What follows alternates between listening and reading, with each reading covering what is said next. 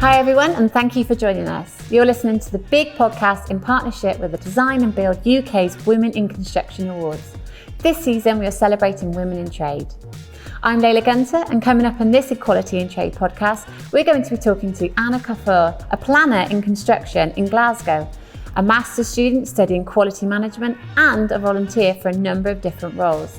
The main one being the Chartered Institute of Building for Tomorrow's Leaders, amongst many others. She absolutely loves her job and various volunteering roles. However, she didn't begin her career until she was 28. She tells us how scared she was of starting out all over again and how she felt she'd left it too late. Luckily, friends told her to get a grip, and so she began her journey into the world of construction. And what a journey it is. Listen on to find out more. Honestly, I don't know how she does it, but Anne is an amazing lady with so much to give back, truly inspiring. But first, don't forget to give us a like and subscribe on your favourite podcast platform. And if you want to contact us or find out what else we've been up to, you can follow us on our socials.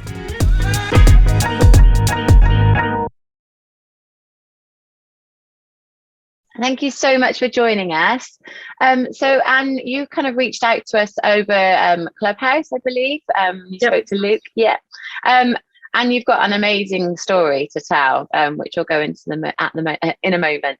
So could you just explain a little bit about what you do at present, and then maybe we can kind of go back into your past and kind of explain your journey to get to where you are?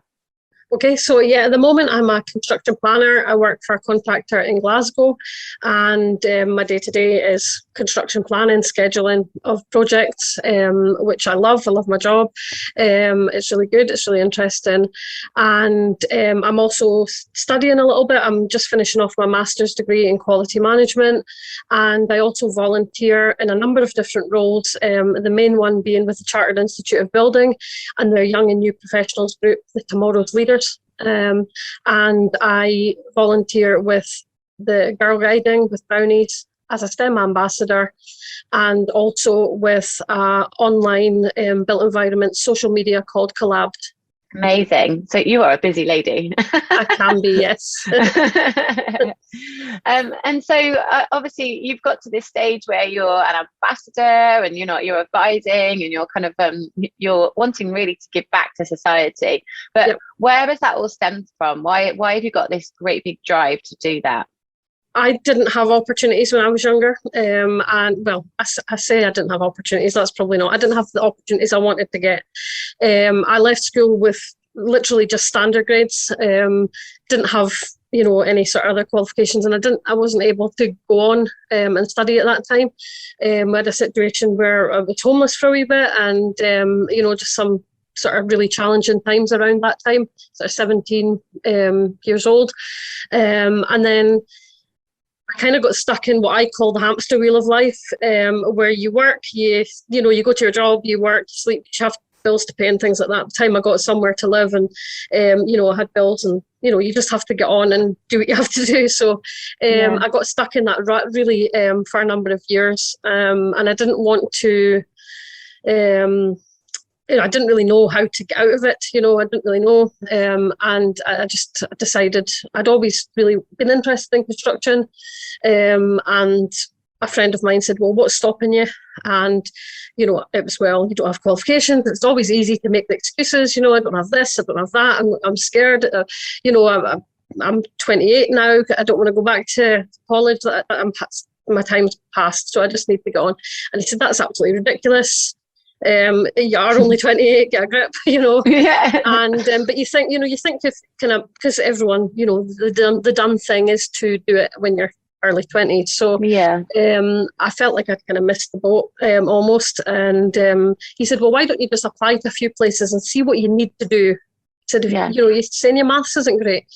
Great, well, that's fine. At least you know that. At least you know what your problem is. Why don't you apply to some places and see what you can do to get in next year? Maybe not this year, what you can do next year. Can you take a maths class, to get up to the level you want to go?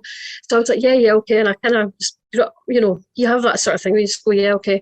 I'll do that to sort of get him like off your back from annoying you sort of thing. Yeah. And then I went away on my holiday that year, and when I was coming home, I was on the train.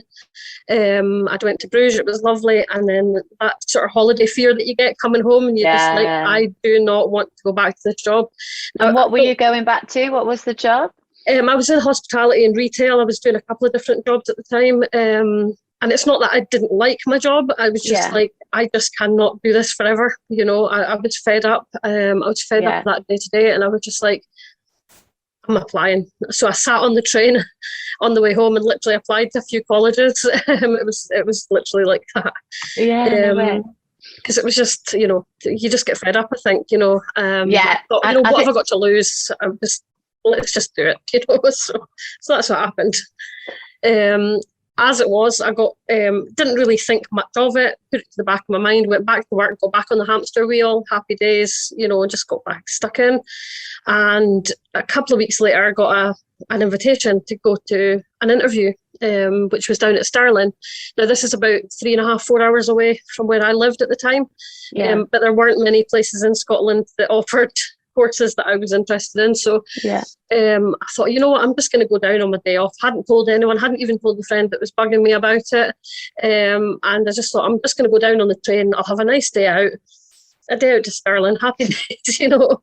And, you know, maybe I can ask and see if what I can do to get there for next time. And I went down to the interview and they offered me a place on the course starting in 4 weeks' time. It was like it was NC built environment. And they were like, yep, the course starts in 4 weeks though. Is that going to be okay for you? And I'm like, yeah. And I agreed to it in the meeting, and then I'm like, what are you doing? You live 4 hours away. And then that night I went home and I put my notice in on my flat and my job, and I just jumped at the opportunity because I thought, this is my opportunity, and if I don't take it, who knows, will I ever get back to get another chance? So everyone thought it was a bit crazy because I hadn't mentioned it to anybody. Nobody knew. I thought I was just having a day out. And, you know, literally 4 weeks later to the day, I moved down to Stirling. I said goodbye, moved to town. I didn't know anybody. And I just, I started college the next day, 4 weeks later. And, you know, here I am. The rest is history. Yeah, as they say, the rest is history. I've made it work. You know, I thought, you know, if things don't work out in Stirling, there's plenty of hospitality and retail opportunities down there. It's a tourist place. Yeah, it'll be fine. I'll just move. And I'm glad I did, you know. I'm so glad that I did, because it's it's changed my life. And, you know, I really do. It sounds cheesy. It sounds like the wee X Factor story there, like it's changed my life. But construction really has changed my life. You know, it's given me so much that before just weren't on the table. You know, I've learned to drive. I bought my first house. I've got my husband. You know, so it's all. I've got my husband. Like he's, but, you know, I found my husband. You know, and you know, studied to be in postgraduate level. I'm working towards my chartership with the construction, with the Chartered Institute of Building, and you know, I'm in a position where I'm able to volunteer and give those opportunities back to people, because I didn't have anyone really signposting me when I was sort of 17, 18. I didn't have those people signposting me. I didn't have that network. I didn't know anyone. I didn't have people to reach out and to say, you know, come, we can show you the way to get into this job that you want. I just didn't have those opportunities. So for me, that's why I want to give back, is to make sure that I can show other people who may be having challenges, maybe not having challenges. If they are, you know, I want to be the person that can sort of signpost them to a path that gives them opportunity, really. And that's what I do. It's an incredible journey. I mean, so let's go back to school days. So school days, let's rewind. So did you at any stage at school kind of think, oh, I want to work in construction back then? Yeah, well, I actually was really interested in doing architectural technology back then. Okay. But then I realised I didn't really want to spend all my time in an office, and I wasn't really good at drawing, so that was wiped off. I did, like I say, that I was really interested in that. One of my friends, her father was an architect, and I was really kind of interested in that. Again, probably lack of confidence, but I never ever thought I could be an architect, because when you're sort of that low confidence, you just don't think you can do things, because you're told that you can't, and you're told that these things aren't open for you. So who was telling that you couldn't do these things, and why do you think you had low confidence? I think just teachers, family, people like friends, people that people that were around you, just because of where you come from. You come from sort of like, there's, I guess, in sometimes in society, there's things that are expected of certain groups of people, and it's, if you come from here, then that's what's expected, and if you come from here, that's what's expected. So you don't always have the same outlook, because you're always kind of probably veered away from it and told to go on to more realistic options and things like that, and not sort of shoot big and things like that. And plus, where I came from at the time, there wasn't a great deal of construction opportunities. It's quite a small place, quite a small town. There are much more things happening up there now. Obviously, being near Aberdeen, there was the oil and gas and things, but again, that was kind of, it wasn't, certainly I didn't have anyone guiding me to say that could be a route in or anything. So when you don't have that guidance, you don't know what you don't know, and it's hard to find routes in. It's hard to navigate a new field when you know nothing about it. And what was school kind of like projecting to you then? What were they trying to advise you to do? What were they? Literally, I always had good grades in school, so I think there was that expectation that I would stay on and things like that. But the problem I did have at school, and the reason I didn't stay on to 6th year, was they refused to allow me to do all the technical subjects at that time, because I was a girl, and that was explicitly said at the time, that you need to broaden your horizons. And I was sort of strongly encouraged to do home economics and biology and one technical subject rather than the 3 technical subjects, but that was all I was interested in, so I was just like, I'm not staying here.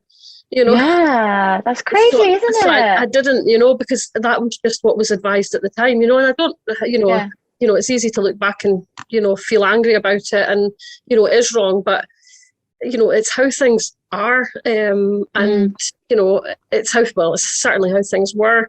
It is getting better now, I am angry a little bit about it, but at the end of the day, being angry is not going to change it. The best thing I can do now is to make sure that it doesn't happen to someone else. Is to make sure that other people know the strength of the technological subjects, the strength of that career path, and actually the value in it. A lot of people still don't know that. A lot of people still see construction as, something to do if you failed at everything else. And it's wrong. And for me, what I do in my volunteer roles is to try and change that. I'm one person, but I can change a viewpoint here or there. I can show somebody the way over here. And just trying to change that image, I guess, about what it is with parents and teachers, because there's still that sort of divide about what construction is and who it's suitable for. It was never plugged as something for people who did well at school, and again, that's absolutely wrong, because there's so many job opportunities, so many different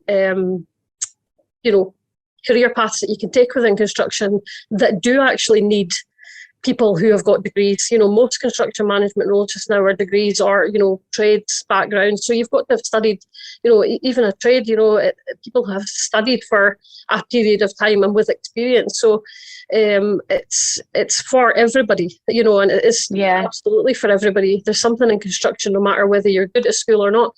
Being good at school is not the be all and end all, probably teachers going, but,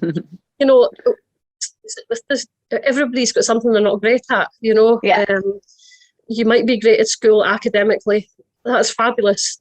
Come to construction, you might not be great academically, that's also fine. Come to construction, there's something for you. There's different routes, and there's apprenticeships, graduate apprenticeships, university routes. There's hundreds of different ways to make it in this industry. So with that, because obviously you've made it in, and you said you didn't carry on with your studies, and you said you were then homeless for a bit as well. Like, were you literally homeless, like on the streets, or wowzers? And so how did you manage to overcome that and then go on to retail and then actually come back and go to college? I mean, for me, such big steps. Yeah, I mean, it was huge, and it was the kindness of strangers almost, you know, and strangers who became family really, but you know, people who looked out for me and sort of helped me get back on that track. I'd met a boy at the time, and his parents helped me and sort of took me in a little bit until I got my own place. And they, you know, they were fabulous, and if it hadn't been for them, goodness knows what. But you know, the kindness of people who, you know, had no obligation to me at all, but just were nice people and just wanted to help.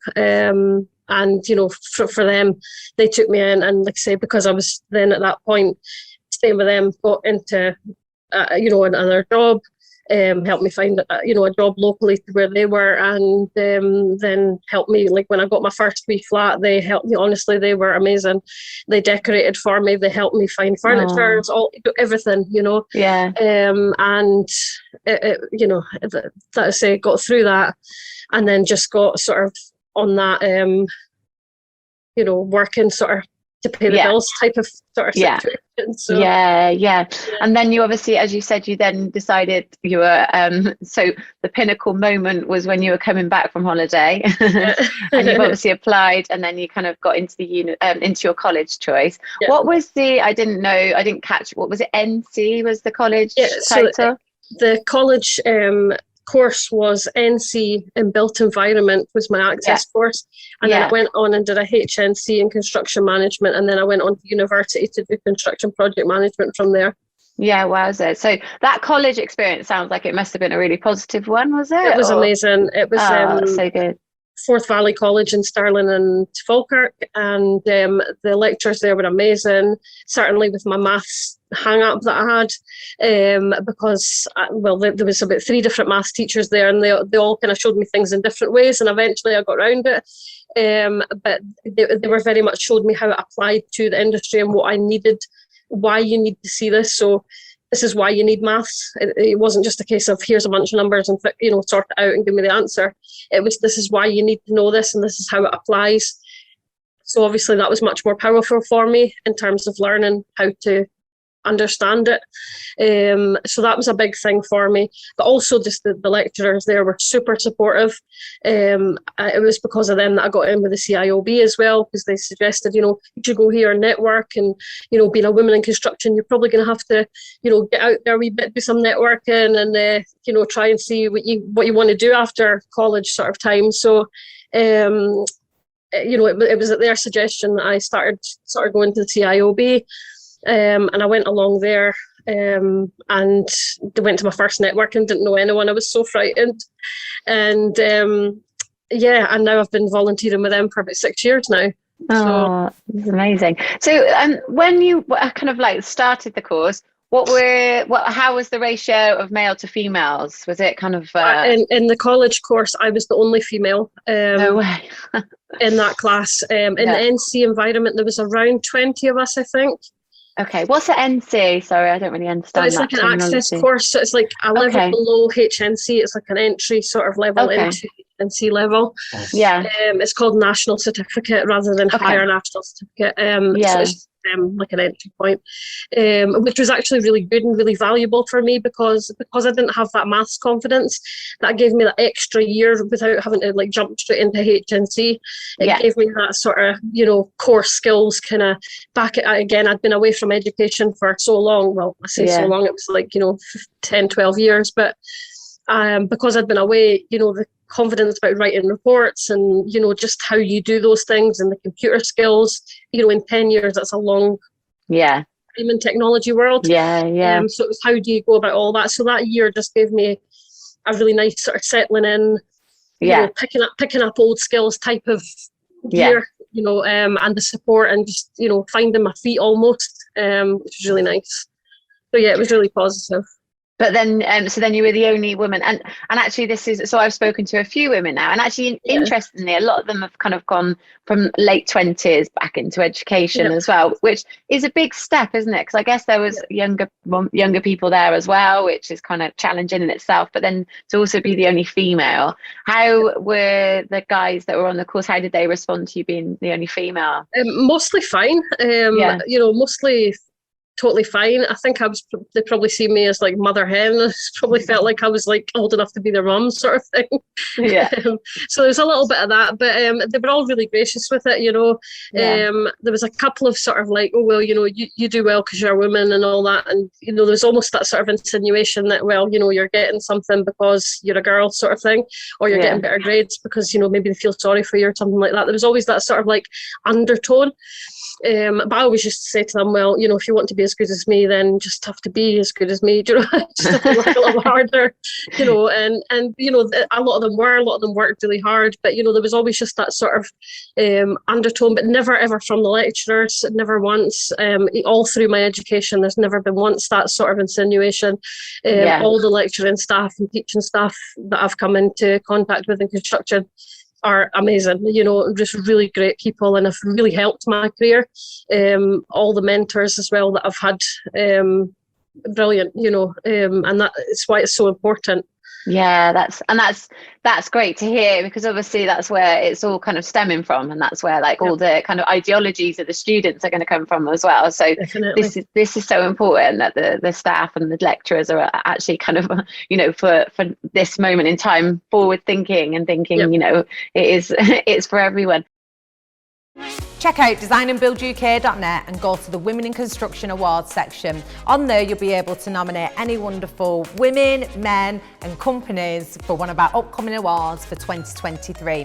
On there, there's also a section for Women in Construction and Infrastructure Hub, where we're creating a community of women across the construction and infrastructure sector who are going to be passing each other work and inspiring each other. Due to launch in October, so if you just fill out the whitelist details, we'll keep you updated.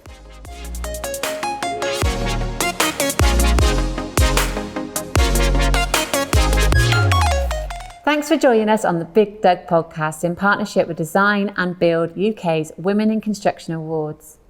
Today we've been talking to Okafor, a planner in construction in Glasgow, a master's student studying quality management and a volunteer for a number of different roles, the main one being the Chartered Institute of Building for Tomorrow's Leaders, amongst so many others. She's a busy lady. So once you've kind of graduated from your college, what roles have you then taken on, and what's your experience been within those roles as a female and just kind of like within the industry as well? So I started a work placement when I was doing my HNC year. We actually got an opportunity with one of the local construction firms to they would come in and give us interviews and stuff at the college. And then, the two best people got a work placement. So I was one of those people who managed to secure a work placement. And then I got another work placement through one of the networking events I'd went to with the CIOB. Someone had phoned me up a few weeks later and said, we've got an opportunity for someone to do a work placement. Would you be interested? And I'm like, I'm a HNC level. I don't know if I'm what you're looking for. I thought that, at that time, I thought work placements were for people who were, beyond that stage. I just like, no, that's exactly what we're looking for. Come along, we'll have a chat, we'll look at your CV and stuff like that. And then I got my first work placement, and I was just doing it was like a couple of days a week for, I think, maybe 6 or 8 weeks, sort of the days that I wasn't in college, really. Yeah. Just sort of, site admin and just, having a shadowing really the project manager, but just sort of helping him with site admin and an opportunity to look around, look at drawings, that sort of thing. It was quite obviously, first stage kind of thing, but that was great. That company then offered me a summer placement over the summer that year between my HNC and the HNB year to work on that same site. But it was going to be a paid placement, and it was for the whole summer. So it was like a good, and it was full time as well. So it was, wherever the summer was, 6 or 8 weeks or between courses. full time. So that was an amazing experience, really good. And then the same company, then when I went back to HND, I thought, well, I'm going to be cut off, sort of thing. And I'd kept a bar job as well as I was going along, because obviously I needed to pay bills and things like that. So I kept a bar job. And then that same company then offered me a job for the 2 days that I wasn't in university, but at their head office, doing design coordination. So I did that and stayed with them. And then I stayed with them right through, and I did when it came time to do my industrial placement, so like your sandwich placement, they term it different things in different universities, but it's usually industrial or sandwich placement. I did a 9-month stint of working with them full time and doing the design coordination role, right up until then. And then I decided to leave that role at that point because I wanted to explore site-based opportunities, and that company wasn't as keen for me to go down that way. That they wanted to keep me in the sort of design coordination. They felt that was the best opportunity, and I felt like I wanted to explore something different. So I decided to explore that, and I got another job with a company doing trainee assistant site manager, and I did that for 18 months right up until my graduation. I loved that. Really great experience being out on site, and the amount that you learn being on site is it's great. It's exciting. It was really good. Again, a really good company. Really, I think I was the only woman site person at that company, but they were quite an open company. That they wanted women. They had lots and lots of women working in different roles, but not so much on site. And I was embraced well there. I had a great project manager, a guy called Davey, who was an amazing mentor, sort of old school joiner, worked up to site manager and senior site manager level, but really great. Would take you out and show you problems on site, take you out and show you how to fix things and how to do things. And, he was really good at people management as well. And I was quite good at that anyway, because of my hospitality background. I've always kind of had that kind of ability with people, but he showed me how to apply that on site, and how to talk to the guys. And honestly, it was a great site. I was on the same site for 18 months. It was a big job, 171 units. But, I didn't have any problems. There was the odd, you get the odd cheeky one that thinks they know better. But most people, I think, once they know that you're competent, and, I've always found, certainly, I know it doesn't happen for everyone, but I've been really lucky in that most people, once they know I'm competent and that I can do my job, they don't really care whether I'm a man or a woman. They just want to know, are you the person that does that, right? Just, you'll do this. This is what I need. I need this drawing. I need this program, whatever. So I've never really had many, like say, the odd one or two where someone will try and challenge that sort of like women thing. It's never sort of sold as that, but there's always that sort of undertone. But I've had a really, and I'm going to touch wood, I've had a really, really great experience in industry, and I can say that really honestly. I've in all the jobs, and the job that I'm in just now, I'm the job after the one on site, I took at a graduation level. One of the ladies who was I worked with in the first company, she worked as a planner for another company, and she said, I think you'd be really good at this. My company's looking for a trainee planner. I think you'd be good. Do you want to put your name in the hat and get sort of an interview for that? And I said, actually, yeah, because site for me, it's been great. I love it. But because of my volunteering, I need to have structure, and site, you don't always know that you're going to finish at 4 o'clock or 5 o'clock or 6 o'clock. You don't know sometimes, because something can happen on site and you're stuck. And you can be there as long hours. And while I don't mind that, I just wanted to kind of have a more structured approach to my working time. So I thought the planning would be good, because then it's mainly office space, but you still get time to go out on site. So that was the idea, and I got that job, and then I worked with her for a year. So I was working like an old mentor in a new role, which was really good, and she was really amazing as well, and amazing as well because I had a woman direct line. So that was different as well. And there was some really good, strong women in that company, really strong characters, but really strong at their jobs. And that was just excellent to see, for a woman coming into construction, to see, what good looks like in women in construction, because I'd really been surrounded by mostly men up until that point. So it was really different to see women doing really well, in that business. Yeah, definitely. And obviously, it was really great for me to get some tips and how did you go at this, and so that was really good. And then, unfortunately, last year, due to the pandemic, I was made redundant from that role. Obviously, we all know what the situation was like last year. And then I got approached by this company. They were interested in speaking to me about, coming for an interview. And again, the rest, they say, is history here too. And I've been here a year now, and I love it. And my role is quite a little bit different to what I've been doing before. I'm working more, not solely just with planning, but also project controls and some data analysis and things like that. So it's an expansion of what I'm doing, but also ties in very well with what I've been studying in the quality management.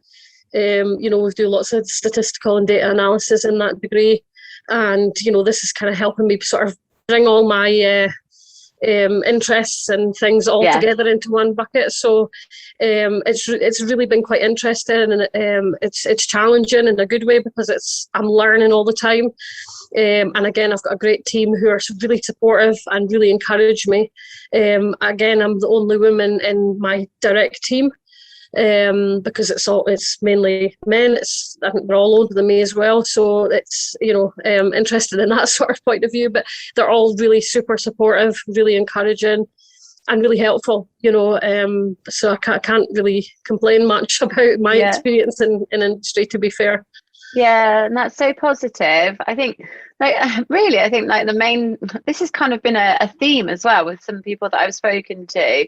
It's more about kind of our worry about going into it, isn't it? It's about the fact that we feel like it's not for us, but when we get there, women, I'm saying we, when we get there, it, like you just said, as long as you're kind of like able to do the job, no one really gives a toss whether or not you're a woman or a male. Exactly, and that has been my experience. I do know that that's not everyone's experience, and that is, and I don't want to. I always feel conscious when I'm saying I've had a great experience. That I know that's not been everybody's, because I don't want to minimise those women who have had bad experiences, and some of them are really awful experiences. And definitely need to be better. But having women, talking about it, having women in teams, having women at board level, getting women elevated within construction, and talking about it, sharing our stories, will help more women come in, and we can break it down a wee bit, so that less and less women, until we, it should be no women are having bad experiences. We should get the same opportunities and the same, experiences that our male counterparts get at every level, really. Absolutely. And so what are you doing at the moment? So you're now going into schools and you're an ambassador. So can you just explain what your role is there? Yeah, so I do a number of different volunteering roles, with different hats on, as I say. I do some things with the Chartered Institute of Building, and I've been working with them for the past 6 years, and they're young professionals and young and new professionals, because we're not all young. So and that's called Tomorrow's Leaders. And we are basically the young and new professionals coming into the Chartered Institute of Building. I've worked with the Scotland group for the past 6 years, putting on events, going into universities and colleges and talking to students, putting on networking events, CPD events as well, on topics, like BIM or drone technology, robotics technology, that sort of things that are in construction, that are interesting to students that maybe it's not part of the full curriculum sort of thing. So we're trying to give them a little bit of something, and also networking with other students and young professionals, but also senior people within industry as well. So we've been doing that. I'm also working with the Chartered Institute of Building. I've worked with them on a couple of different projects to help the Institute sort of be more ready for young and new professionals and their voice. And it's something that our CEO, Caroline Gumbel, is like hugely a champion of. She had a piece in Construction Manager magazine last week just about, having the young people as the new voice for the future and how important that is. And she's been fantastic and a great support as well. To be honest, all the CIOB people are as well. And that's what I say CIOB people, but it's construction people. Construction people are hugely supportive, doesn't seem to matter where you go. But any groups of construction people tend to be really supportive and helpful to each other. So we've done that, a couple of different projects, but helping the young professionals and the Institute sort of having that conversation between the Institute and the young professionals and what we need from the Institute and what the Institute can do for us and what's important to us for the future. And that's something that they've, jumped into with wholeheartedness. They've launched an app, they've, they're working on a 2030 policy as well, which is like, and they're doing consultations with the young and new professional groups to see what topics are going to be important and how they embed that into their corporate plan, for the coming years. And we've done a governance review as well to make sure that the young and new professionals are more aligned with the main CIOB members so that we've got a clear sort of progression path. And that's been really, really great to be involved with. And then I volunteer as a STEM ambassador, which is going into schools, and it's more schools and things because that's something I wasn't doing before, and I think it's really important that the younger children get that story as well. So talking to school about math subjects, about how maths applies to my job and to the construction industry as a whole. I've been helping create sort of little maths resources in one primary school I'm working with to help them develop their STEM sort of offering. They've got ideas, but I was like, I can help with construction angle sort of thing, and just I can come in and do a talk, or I can bring someone else to do a talk about something else in construction if it's not my experience, but I can help them with that. So I'm doing that with one primary school through the STEM ambassadors. And I'm also doing I work with a Brownies, a Girl Guiding Brownies group on a Thursday evening, and helping them and our local sort of Brownie Girl Guiding area with some STEM offerings as well. Oh, cool! So you're actually bringing the construction into the Brownies as well. Yes, I'm going to be doing like a role model workshop with them, and just sort of talking to them about construction and what I do. But what again, it's what I said before, it's about letting them know about opportunities that are open to them. So about saying to them, these are all the amazing job roles that you can do. It doesn't have to be construction. You might want to be an engineer, you might want to be a scientist or a mathematician, or anything, whatever you want to be. There's people out there that do it, and it's just about sort of showcasing that to the Brownies. So like I say, that's what I'm trying to do. And then I also volunteer as a volunteer admin with a company. It's like online social media called collabs.co.uk. And they're like a young and new professionals sort of careers online website. And they have careers, opportunities, events, that sort of thing. And I just help them out with some bits and pieces and put on a couple of events and that sort of thing. They're really fabulous as well at what they do. And I'm just loving being involved in all. It's just literally shouting the STEM world. It's amazing. I love it. Your enthusiasm. Oh my God, it's incredible. And so do you feel like you're connecting? Do you have kind of like, because obviously our focus is women and trade, do you feel like that you've kind of got girls coming over to you and asking you about the kind of construction world or the trade world? Do they feel excited about it? Certainly getting much more like that. And I'm certainly, you hear a girl saying, oh, I quite fancy being an engineer, and I'll be like, right, tell me about it, what do you want to do? I certainly get people reaching out on social media and things like that, like how can I do this? I also get a lot of people reaching out from different countries as well about construction, that I've maybe been able to help mentor, through the power of Zoom calls over the last year. I've been able to mentor a couple of people towards, their jobs in different countries as well, which has been fabulous that I've been able to do that. Yeah. Because it's amazing to me, all the technology that we have nowadays. But yeah, girls as well, like I say, women and young people in general, like reaching out on social media, and I try and help where I can. Sometimes I can't help much. Sometimes it might be just connecting them with someone or pointing them in the direction of an opportunity that's open. I've seen a job role, here you go, have you tried this? People have tried this company, so sometimes it's just a little bit of matchmaking, I guess. Yeah. And sometimes it is more in depth, and sometimes, it's maybe looking over their CVs and helping them interview skills. Sometimes it's been a sort of longer mentoring sort of, where I've kind of supported them for a few months at a time, while they're trying to find their feet, I guess. Yeah. So it just depends on the person, as to how I approach what I would help them and what their need is as well, really. Yeah. And I think you're an amazing woman. I just don't know how you got time to do all this stuff. Must be non-stop. It's actually not too bad, because you love it as well. That's the thing. Yeah. Because you love it, it doesn't feel like anything difficult. Yeah. And it is just like fun to me. I love going to Brownies on a Thursday night and doing the stuff that we do there. Last week it was party week. This week we'll be doing some work and playing some games, but it's games with purpose as well. So we're learning stuff and teaching them, and I learn from everybody I come into contact with as well. So I'm always getting learning something new, whether it's about maths, which I said I wasn't that great at, but I'm learning. Or whether it's about people and what someone else may need that someone else might not need. So I'm learning as I go as well. So for me, that's a really valuable thing, and I just love it. I love everything that I'm doing. So keep up the good work. It's incredible.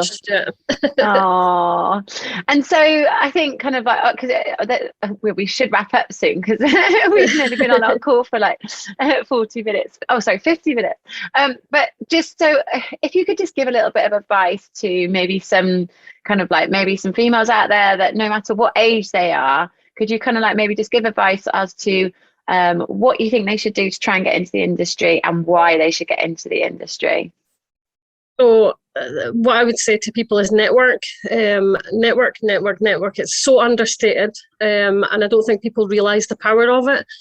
Certainly in construction, network is really important. As I said before, construction professionals are so supportive. They want to help each other. If you find a good core of people, like say the room, the women in construction room on Fridays is fabulous. So if you're a woman, definitely get along to that if you can. I think it's 1:00 on a Friday on Clubhouse, so come along to that. You'll be made most welcome. There's an opportunity to ask questions and learn from people who are in the industry in different roles and different experiences as well. So come along to that. Reach out to us on social media, in that sort of network. If you're not available to go to, in-person events, because obviously they're starting back up again, but try and do that if you can. There's loads of different groups, so it's almost like find your group, find something that works for you. Find something local if you can get to in-person events, if you can have mentors as well, get a mentor. That's really important. If it wasn't for my mentors, I'm forever saying it, but if it wasn't for the people that mentored me, I wouldn't be the person I am today. So it's really important to get a mentor, someone to show you the way, and just be you, because I think, you're the best at being you, and just be yourself, and people will want you for who you are and will love what you do, what you bring to the table. And if they don't, they're not right people for you. Move on and, find the people who are, because there's many people, and there's much more people who are great people than there are that minority of people that are, not negative. so great. Yeah. So as you're having to not use construction speak there. So yeah, just find your people, say hello to us. We're here. and get the support that you need. If you need support, reach out, because it's there. Ask for it. People are more than willing to give it. There's plenty of different groups and companies that can assist you as well, and people like myself will know about them, and we can put you in touch with places that can help you. You should come into the industry because the opportunities are just amazing. You can make a lot of money. You can do a job that you love. You can do jobs that you can suit around what else you want to do outside of life, like me with volunteering. In my case, like I say, it changed my life, but it can give you so much more if you want it. It's there for the taking. So come to construction and come and enjoy what we do. Amazing. And if anybody did want to reach out to you, how would they find you? Do you have like Instagram or Facebook I'm on all account? the socials. Mostly probably LinkedIn and maybe Instagram. I'm Anne Okafor on both of them. You can reach me on them. Fabulous. Okay, we'll include those links. Well, I better wrap up there because I don't want to take up any more of your precious time. Just thank you so much for joining us on the BiGDUG podcast, Anne. We really, really appreciate it. You're inspiring, and I hope you've inspired, well, I'm sure you have inspired a lot of people who are listening to this. So thank you. Thank you, Layla. Thank you, BiGDUG, for the opportunity. So wonderful chatting to Anne Okafor and hearing her story. She is an amazing lady. Before we go, just a reminder that this pod is part of a series in partnership with Design and Build UK's Women in Construction Awards, as we celebrate some truly inspirational women in the trade. And if you want to find out what else she's been up to, you can follow her on socials. If you want to know what else we've been doing, then give us a subscribe on your podcast provider and they'll be delivered straight to you. You can also follow us on socials. But until next time, thanks for listening and bye for now.